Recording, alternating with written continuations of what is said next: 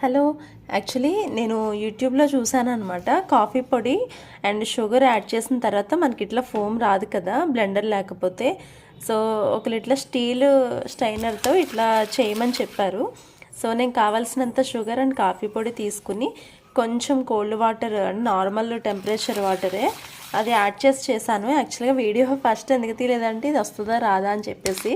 But కాసేపు ఇట్లా blend చేసేసరికి ఆ షుగర్ అంతా మిక్స్ అవుతుంది కదా. సో ఆ ప్రాసెస్లో నాకు ఇట్లా ఫోమ్ వచ్చింది. యాక్చువల్లీ వెయిట్ స్పూన్తో ఎంత బీట్ చేసినా ఫోమ్ రావట్లేదు. ఏదో సాటిస్ఫాక్షన్ కాసేపు చేసి మళ్ళీ గ్లాస్లో వేసుకుని తాగడం తప్పించి ఇట్లా ఫోమ్ అయితే రావట్లేదు.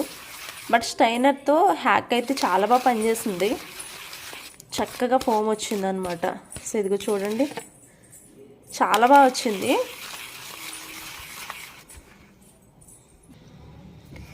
స్టైనర్తో చాలా బాగా వర్కౌట్ అయిందని చెప్పాలి. నేను ఎంత ట్రై చేసినా కాఫీకి ఇట్లా ఫోమ్ వస్తే బాగుంటుంది, అది కాఫీ లవర్స్కి బాగా తెలుసు. బట్ ఫైనల్గా అయితే ఈ హ్యాక్ అనేది వర్కౌట్ అయింది స్టైనర్తో. సో మీరు కూడా ట్రై చేయండి. నేనైతే ఒక కాఫీకి ఇది రెడీ చేశాను.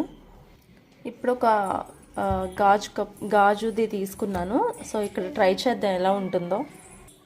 బాగా హీట్ చేసిన మిల్క్ తీసుకుంటున్నాను ఇక్కడ.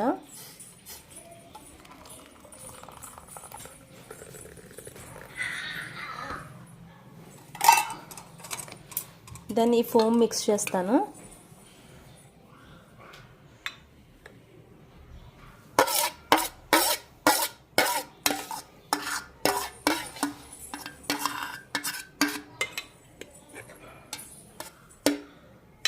నేను ఇంకా ఎక్కువ ఫ్రిడ్జ్లో కూడా స్టోర్ చేసుకోవచ్చు, బట్ నేను అలా చేయలేదు. నాకు ఒక కప్ కాఫీకి ఎంత అవసరమో అంతే తీసుకున్నాను. సో రిమైనింగ్ అంతా వేస్ట్ కాకుండా ఇట్లా చేసుకుంటున్నా. అందుకే మనం ఇది రెడీ చేసుకునేటప్పుడే ప్లేట్కి ఎలాంటి కారం అది లేకుండా ఒక మంచి ప్లేట్ తీసుకుని అయితే ఇది చేసుకోవాలి. సో ఇది లెఫ్ట్ ఓవర్ ఇదన్నమాట. సో కాఫీ అనేది చాలా చిక్కగా వచ్చింది. సో నేను దీనికి డెకరేషన్స్ అవి ఏవి చేయాలని అనుకోవట్లేదు, ఎందుకంటే చల్లారితే అస్సలు తాగినట్టు అనిపించదు. నేను వేడిగా ఉన్నప్పుడే తాగుదామని. ఎలా అనిపించింది మీకు?